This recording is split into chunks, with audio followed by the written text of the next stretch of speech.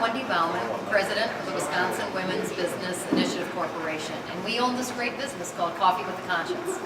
Coffee with a Conscience is a social business venture that really adds to Wibbeck's bottom line. Everything that we sell, from organic, fair trade, fairly traded coffee, to these great products, biscottis, and cookies, and tea, popcorn, chocolates, and candies, all come from our clients, Wibbeck clients, perhaps like you right now, part of this experience with Wibbeck and learning about Coffee with a Conscience, this real business that Wibbeck owns that provides experiential learning and training on how to start that business, grow that business, and really make a profit.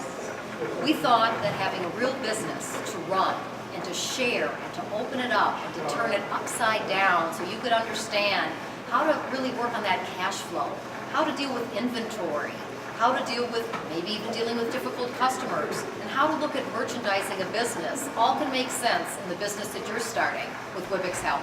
I truly, truly wish you the best of success and the best of luck with your business, with your venture, and I hope that we're helpful here at Wibbeck. All the best.